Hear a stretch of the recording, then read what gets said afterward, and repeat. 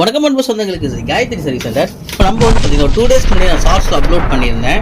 அதாவது prestige ஃபியூட் model panel நம்ம complaint. இப்போ இந்த பேனல் என்ன ஃபால்ட் அப்படிங்கிறது நம்ம இப்போ ஓப்பன் பண்ணி பார்த்துடலாம். நிறைய நண்பர்கள் நம்ம வீடியோ வந்து பார்க்குறீங்க, பட் எப்படி லைக் பண்ணணும் அப்படிங்கிறதும் தெரியல, எப்படி சப்ஸ்கிரைபர் பண்ணணும் அப்படிங்கிறதும் தெரியல. நீங்கள் வீடியோ பார்த்துட்டு இருக்கும்போதே ஒரு தம்ஸ் அப் சிம்பிள் வரும், நம்ம வீடியோ லைக் பண்ணிக்கோங்க. அதுக்கு பக்கத்துலேயே பார்த்தீங்கன்னா சப்ஸ்கிரைபர் பட்டன் ஒரு ரெட் கலரில் இருக்கும், அதை சப்ஸ்கிரைபர் பண்ணி பக்கத்தில் இருக்கிற பெல் பட்டனை ஆல்னு கிளிக் கொடுத்துக்கோங்க. அடுத்தடுத்து நான் போடக்கூடிய பயனுள்ள நோட்டிஃபிகேஷன் உங்களுக்கு வரும்.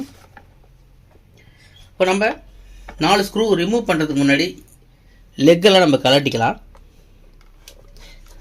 ஏன்னா ஒரு ஸ்க்ரூ தான் இருக்குது, மிச்சம் 4 ஸ்க்ரூ காணணும்னு தேட வேண்டாம். ஏன்னா இந்த இடத்துல ஒரு ஸ்க்ரூ வரும், இந்த இடத்துல லெக் வராது. மற்றபடி இந்த இடத்துல எல்லாமே 4 ஸ்க்ரூ நமக்கு வரும். இப்போ லெக்கை கழட்டிட்டு 4 ஸ்க்ரூவையும் நம்ம கழட்டிக்கலாம். அவசரப்படாமல் பொறுமையாக கழட்டுங்க.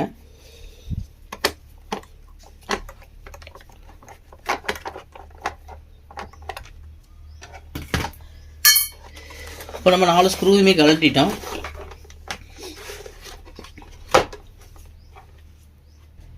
நாலு ஸ்க்ரூ ப்ளஸ் நமக்கு இந்த இடத்துல சென்டரில் ஸ்க்ரூ மொத்தம் 5 ஸ்க்ரூ.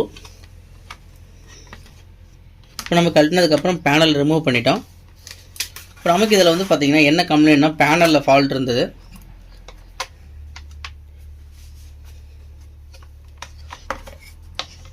எப்போவுமே பேனலில் பட்டன் ஒர்க் ஆகிடலனா மோஸ்ட்லி பார்த்திங்கன்னா தண்ணி உள்ளே இறங்கி நமக்கு ப்ராப்ளம் ஆகிருக்கும். இல்லை அப்படின்னா கீபேடு சுவிட்ச் ஏதோ கம்ப்ளைண்ட் இருக்கும். பல பேருக்கு வந்து சுவிட்ச் ஒர்க் ஆகுதா இல்லையா அப்படின்னு எப்படி செக் பண்ணணும் அப்படிங்கிறது நிறைய பேருக்கு தெரியறதில்ல. அதை நான் எப்படி நான் சொல்லி கொடுக்குறேன். இப்போ இந்த சுவிட்ச்லேயே பார்த்தீங்கன்னா நமக்கு 2 லெக்கு வரும், அதுலேயே 3 லெக்கு உள்ளது இருக்குது. அதாவது 3 ட்ராக்கு, சாரி லெக்கு கிடையாது, 3 ட்ராக்கு. 3 ட்ராக்கும் நீங்கள் ஷார்ட் பண்ணும்போது மட்டும்தான் அந்த ப்ரோக்ராம் ஒர்க் பண்ணும். 2 ட்ராக்கு ஷார்ட் பண்ணிங்கன்னா நமக்கு வேலை செய்யாது.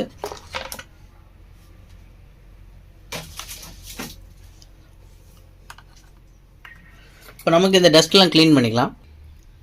இப்போ நமக்கு ஆன் பண்ணி எந்தெந்த பட்டன் ஒர்க் ஆகுது எது எது ஒர்க் ஆகலை அப்படிங்கிறத நம்ம ஒரு தடவை கன்ஃபார்ம் பண்ணிக்கலாம்.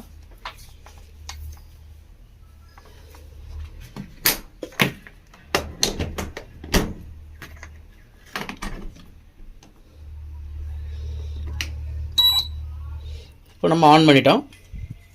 இப்போ பவர் பட்டன் ப்ரெஸ் பண்ணுறோம். இப்போ இந்த மாடலை பொறுத்த வரைக்கும் நான் ஆல்ரெடி ஷார்ட்ஸில் சொல்லியிருந்தேன், பவர் பட்டன் ஒர்க் பண்ணாது. டைரெக்டாக நீங்கள் ப்ரோக்ராம் ஏதோ கொடுத்தீங்கன்னா மட்டும்தான் நமக்கு இங்கே வேலை செய்யும். இந்த 2 பட்டன் நமக்கு ஒர்க் ஆகுது, இது ஒர்க் ஆகலை. ஒன்று சம்டைம்ஸ் வேலை செய்யும், சம்டைம்ஸ் வேலை செய்யலை.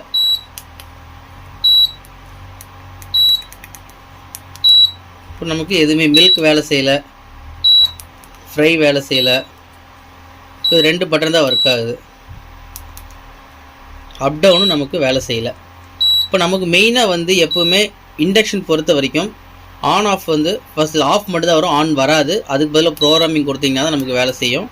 இப்போ நம்ம மாற்ற வேண்டியது பவர் பட்டனை மாற்றிக்கலாம். ஏன்னா ரொம்ப நாள் ஆயிடுச்சு. 1 2 3 இந்த 3 பட்டன் மட்டும் நம்ம மாற்றி செக் பண்ணி பார்த்துடலாம்.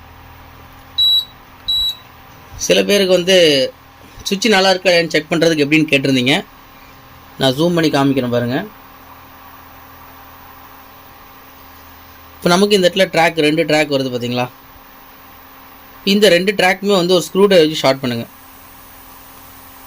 ஷார்ட் பண்ணிங்கன்னா நமக்கு அந்த ப்ரோக்ராமிங் வேலை செய்யும். இப்போ இந்த பக்கம் எதுக்கு நான் ஷார்ட் பண்ணுறேன் பாருங்கள், ஏன்னா அது மைனஸ் அப் டவுன் ப்ரோக்ராம் கொடுத்தா தான் வேலை செய்யும். இப்போ நான் இதை வந்து செக் பண்ணி காமிக்கிறேன்.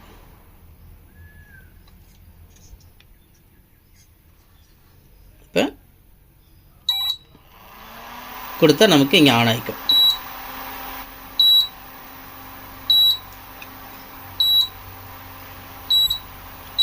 ஆஃப் பண்ணிக்கிறேன்.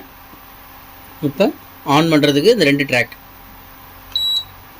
இப்போ இந்த 2 ட்ராக் நம்ம ஷார்ட் பண்ணாலும் அதாவது நமக்கு இங்கே இந்த சுவிட்ச் வேலை செய்யுதா, இந்த ரெசிஸ்டர்லாம் நல்லா இருக்கா அப்படிங்கிறதுக்கு நீங்கள் ஷார்ட் பண்ணி பார்த்தாலே தெரியும், வேலை செய்யும். நீங்கள் சுவிட்ச் மட்டும் நீங்கள் மாற்றிக்கலாம். இப்போ பார்த்தீங்கன்னா இது வேலை செய்யுது, இது வேலை செய்யுது, இது வேலை செய்யுது, இதுவும் வேலை செய்யுது, இதுவும் வேலை செய்யுது, இதுவும் வேலை செய்யுது. இங்கடா வேலை செய்துங்கிற டிஸ்பிளே காணன்னு தானே பார்க்குறீங்க. இது வேலை செய்யுது, இது வேலை செய்யுது, இது எல்லாத்துக்குமே நமக்கு ட்ராக் நல்லா தான் இருக்குது, எல்லாமே பக்காவாக இருக்குது. இப்போ நம்ம வந்து சுவிட்சு மட்டும் நம்ம சேஞ்ச் பண்ணிக்கலாம். இப்போ நம்ம சுவிட்சை கழட்டிக்கலாம். அடியில் இந்த சுவிட்சு நீங்கள் இப்படி கையில் பிடிச்சிக்கோங்க. மேலே அதாவது இப்படி தூக்கணும் மாதிரி, இப்படி நெம்புன மாதிரி பிடிச்சிக்கிட்டு 2 லெக்குமே நீங்கள் ஹீட் பண்ணிங்கன்னா இப்போ நமக்கு இந்த மாதிரி வெளியே வந்துடும். கரெக்டான சால்டிங் அண்ட் ஹீட்டோட பக்குவத்தில் இருக்கணும். நீங்கள் வந்து பம்ப் யூஸ் பண்ண வேண்டாம், டீசால்டர் விக் யூஸ் பண்ண வேண்டாம். யூஸ் பண்ண வேண்டிய இடத்துல யூஸ் பண்ணுங்கள்.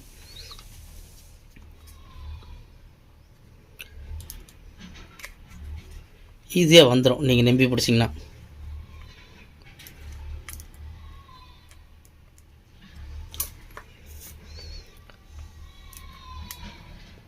இந்த மாதிரி சுவிட்சு கம்ப்ளைண்ட்லாம் ரொம்ப ஈஸியாக நீங்களே மாற்றிக்கலாம், ஒரு பெரிய விஷயமே இல்லை. இந்த சுவிட்சு ஏன் வேலை செய்யலை அப்படிங்கிறதுக்கு நான் காமிச்சிடறேன். பட் ஒர்க் ஆகும். பட் என்ன வேல்யூ காமிக்குன்னா உங்களுக்கு மெக் வேல்யூவில் காமிக்கும். ஒரு 100 மெக்கு, இல்லை ஒரு 80, ஒரு 19, இல்லை 200, 300 மெக்கு, இல்லை 800 மெக்கு, இந்த மாதிரி மெக்கு வேல்யூவில் காமிக்கும் உங்களுக்கு. அதாவது 8000, 9000, 10,000 இந்த மாதிரி வேல்யூவில் உங்களுக்கு காமிக்கும். லட்சக்கணக்கான இதில் வேல்யூக்கு மேலே போய்டும், அதை தாண்டிடும். அதனால் நீங்கள் வந்து சுவிட்சை வந்து மாற்றி கன்ஃபார்ம் பண்ணிக்கோங்க. இப்போ நம்ம கழட்டுறது 2வது ஆன் ஆஃப் சுவிட்சு கழட்டிக்கலாம்.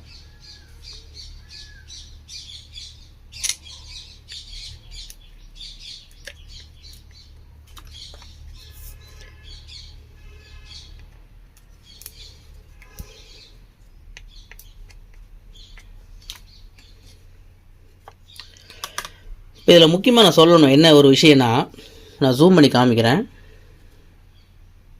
இப்போ இதில் வந்து எத்தனை ட்ராக் வருதுங்க?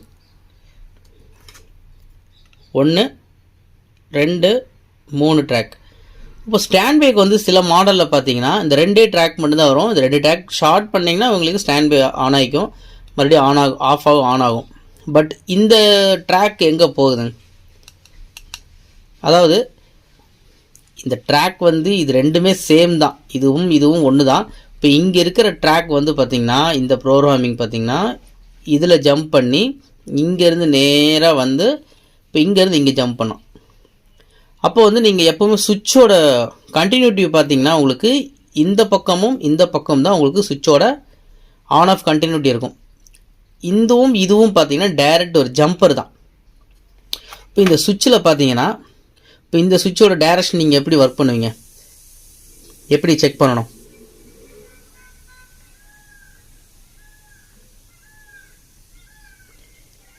இப்போ சுவிட்சில் வந்து பார்த்தீங்கன்னா இதுவும் பார்த்தீங்கன்னா சுவிட்ச் வரும், கண்ட்ரோல் ஆகும்னு சொல்கிறது தப்பு. இதுவும் பார்த்தீங்கன்னா 2 ஜம்பர்.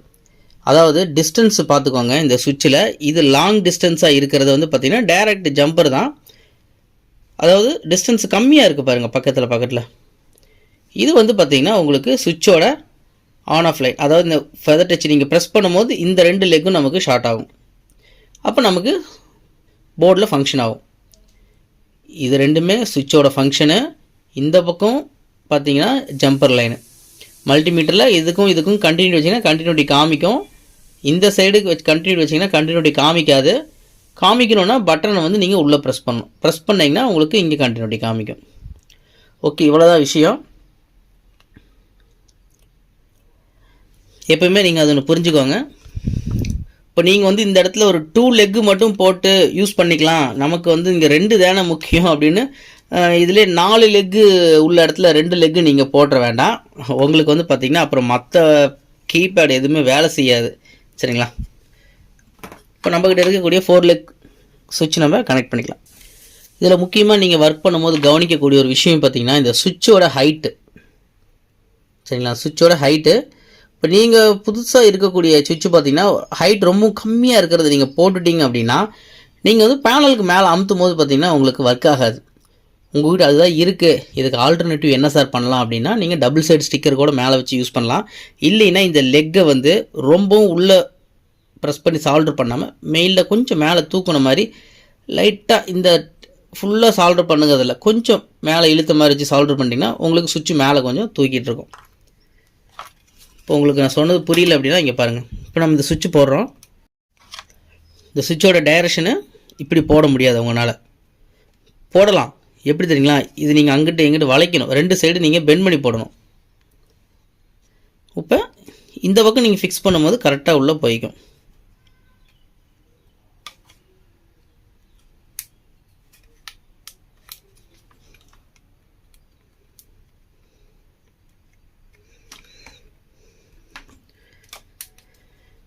இந்த சுவிட்சை நான் போட்டிருக்கேன், நான் ஜூம் பண்ணி காமிக்கிறேன். இது வந்து ரொம்ப சின்னதாக இருக்குது அப்படின்னா நீங்கள் என்ன பண்ணுறீங்கன்னா, இந்த சுவிட்சோட லெக்கு பாருங்கள் எந்த அளவுக்கு கீழே இருக்குது. அப்போ நீங்கள் லைட்டாக சும்மா ஒரு நூல் அளவு நீங்கள் இப்படி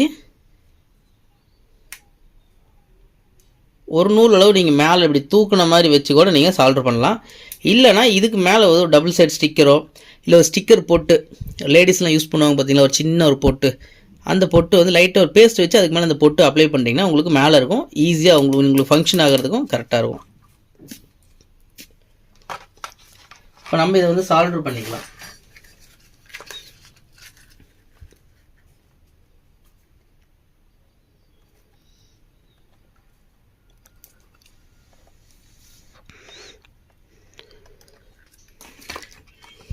இப்போ நம்ம சால்டரிங் பண்ணியிருக்கிறத நீங்கள் பார்க்கலாம், நீட்டாக இருக்கும்.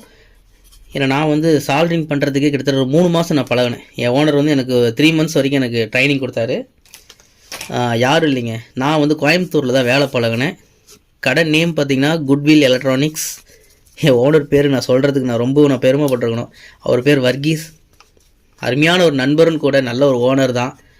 அறியாத வயசு அப்போ வேலை செஞ்சேன். அப்போல்லாம் வந்து என்ன சொல்கிறது, கஷ்டம் அப்படின்னா என்னங்கிறது தெரியும். பட் இருந்தாலும் சாப்பிட்ற விஷயத்தில் சின்ன பையன் தானே, சாப்பிட்ற விஷயத்தில் நமக்கு கொஞ்சம் மோகம் ஜாஸ்தி. அப்போ நான் என்ன பண்ணேன், கடையில் இருக்கிற பழசை கொண்டு ஸ்க்ராப்பில் போட்டு 10 ரூபா வாங்கி தேங்காய் பண்ணு வாங்கி சாப்பிடுவேன். அது என் ஓனருக்கு பிடிக்கல, வேலையை விட்டு நம்மளை நிப்பாட்டிட்டாப்புல. இது அறியாத வயசில் பண்ணினது. அப்புறம் மறுபடியும் அவர் என்னை கூப்பிட்டு மறுபடியும் வேலை கொடுத்தாப்புல. அந்த எந்த டென்ஷனில், ஏன்னா போனதை எடுத்து ஸ்க்ராப்பில் போட்டிருந்தா அவர் போடான்னு விட்டுருப்பார். புது டியூனர் கொண்டு போய் ஸ்க்ராப்பில் போட்டேன், அதனால் கடுப்பாயிட்டார். சரி, ஓகே, நம்ம பதிவுக்கு வரலாம்.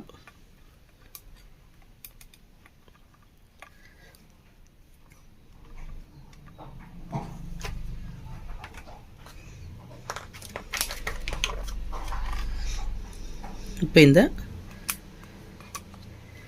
நம்ம புதுசாக போட்டிருக்கிறது 3 சுவிட்ச் தான். நமக்கு வந்து இண்டக்ஷனில் வந்து அதிகமாக தேவைப்படுறது ஆன் ஆஃபு, ஹீட் வந்து அப் டவுனு, இது மட்டும்தான் நமக்கு அதிகமாக தேவைப்படுறது.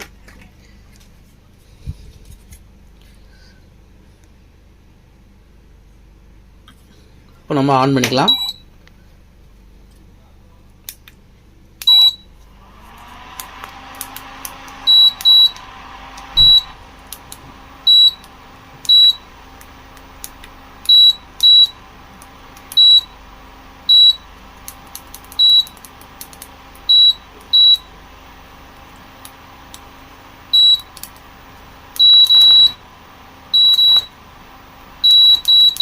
இப்போ நமக்கு அப் டவுன் வேலை செய்யறது நீங்கள் நல்லாவே பார்க்கலாம். சரிங்களா? நமக்கு இந்த லாஸ்ட் இந்த ஒரு சுவிட்ச் மட்டும் நம்ம மாற்ற வேண்டியது வரும். ஏன்னா இந்த சுவிட்ச் நம்ம 1100 வாட்ஸு, அதுலேருந்து கம்மி பண்ணுறதுக்கு நமக்கு இந்த சுவிட்சு பயன்படும். இப்போ இந்த ஒரு சுவிட்சை நம்ம சேஞ்ச் பண்ணிக்கலாம். இப்போ நமக்கு அடுப்பை ஆன் பண்ணிக்கலாம். ஆன் பண்ணிவிட்டு இப்போ மேலே பாத்திரத்தை வச்சுட்டேன். இப்போ நம்ம கஸ்டமர் கால் பண்ணி கேட்கும்போது என்ன சொன்னாங்கன்னா, சார் நான் வந்து மோஸ்ட்லி எல்லாமே யூஸ் பண்ணுவேன், எனக்கு டைமர் கம்பல்சரி யூஸ் பண்ணுவேன் அப்படின்னாரு. டைமர் நல்லாயிருக்கு, கேன்சல் ஒர்க் ஆகும்போது கேன்சல் மாற்றியாச்சு. இந்த 3 சுவிட்சுமே நல்லா இருந்தது. 3மே நம்ம இந்த மாதிரி சுவிட்சு வந்து ஜஸ்ட் நீங்கள் நல்லா இருந்துச்சு அப்படின்னா அப்படியே விட்டுற வேண்டாம். லைட்டாக ஒரே ஒரு ட்ராப் சீமன் இருக்குது பார்த்தீங்களா, ஒரே ஒரு ட்ராப் சீமன் வச்சு நீங்கள் ப்ரெஸ் பண்ணிங்கன்னா க்ளீன் ஆகிடும். எக்காரந்து கொண்டும் நீங்கள் தின்னர் வைக்க வேண்டாம், சீமனை வைங்க. சரிங்களா? 1 2 3 பட்டன் நல்லா இருக்குது, இதுவும் நல்லா தான் இருக்குது. இப்போ நம்ம மாற்றினது பார்த்திங்கன்னா 1 up down, on off button, dosa, deep fry கொடுத்துருக்கோம், 2வது சூப்பு. இப்போ நம்ம ஆன் பண்ணி செக் பண்ணி பார்த்தலாம். ப்ரோக்ராம் கொடுத்துட்டேன். இது வந்து தோசை, இது கொடுத்து நம்ம தோசை. இது வந்து டீப் ஃப்ரை. இது வந்து நம்ம மைனஸ் மேனுவலாக ஒர்க் ஆகிக்கும், அப் டவுன். இப்போ நமக்கு நல்லாவே ஹீட் ஆகுது.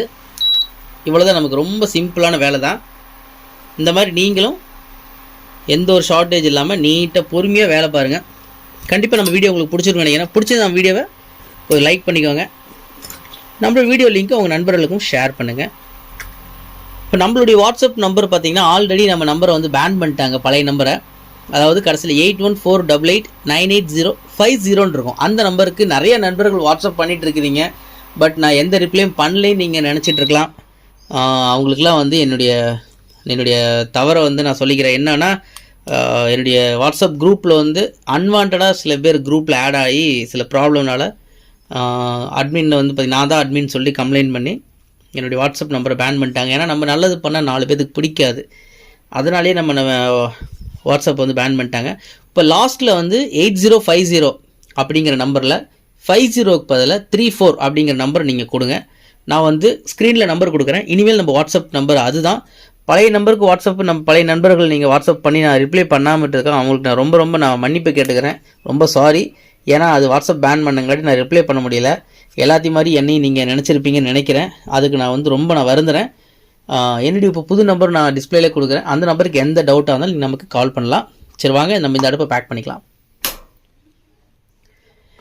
நம்ம இதுக்கு பின்னாடி நம்ம எவ்வளோ ஸ்க்ரூஸ் கழட்டோமோ எல்லா ஸ்க்ரூஸுமே கம்பல்சரி போட்டுருங்க. ஸ்க்ரூ போடாமல் விட்டிங்கன்னா நீங்கள் பட்டன் ப்ரெஸ் பண்ணும்போது உள்ள போர்டு வந்து பெண்ட் ஆகும். நமக்கு கரெக்டான கான்டாக்ட் கிடைக்காது. ரொம்பவும் டைட் பண்ணி பேனல் உடச்சிட வேண்டாம். ஒரு மீடியம் டைட் பண்ணுங்கள் போதும். இப்போ நம்ம வந்து இருந்த மாதிரி எல்லா பக்கம் நம்ம ஸ்க்ரூ போட்டுட்டோம். ஸ்க்ரூ போட்டதுக்கப்புறம் நீங்கள் இதுக்கு பின்னாடி கழட்டின இந்த ஸ்டாண்டிங் லப்பரை வந்து லெக்கை வந்து கம்பல்சரி போட்டுருங்க. ஏன்னா அப்போ தான் அவங்க வந்து இன்கேஸ் பாத்திரத்தை வச்சாங்கன்னா உங்களுக்கு குக்கர் நகராது. ரெண்டாவது வந்து முக்கியமாக நீங்கள் பண்ணக்கூடியது வந்து இங்கே டஸ்ட் இருந்தால் கம்பல்சரி கொஞ்சம் க்ளீன் பண்ணி விட்ருங்க. ஃபேனில்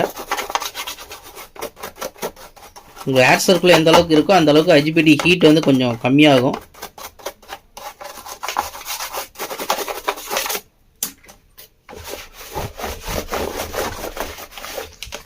ஓகே, இப்போ நம்ம அடுப்பு எப்படி ஒர்க் ஆகுதுங்கிறது நம்ம செக் பண்ணி பார்த்துடலாம். இப்போ நம்ம அடுப்பு ஆன் பண்ணிட்டோம். மேலே ஒரு பாத்திரத்தை வச்சுக்கலாம். தண்ணி கம்மியாக இருக்குது. தண்ணி கொஞ்சம் நான் ஆட் பண்ணிக்கிறேன்.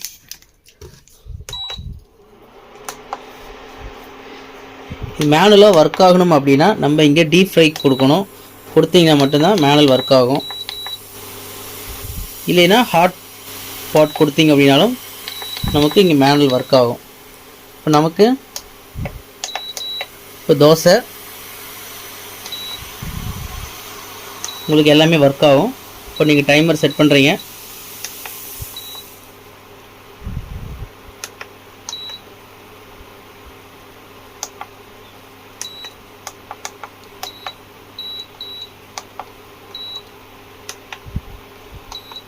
எல்லா பட்டனுமே நமக்கு வேலை செய்யும்.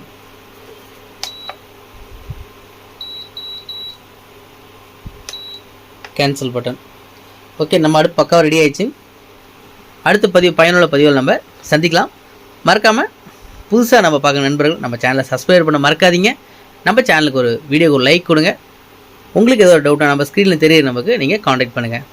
நன்றி வியூவர்ஸ். அடுத்த பதிவில் நம்ம சந்திக்கலாம்.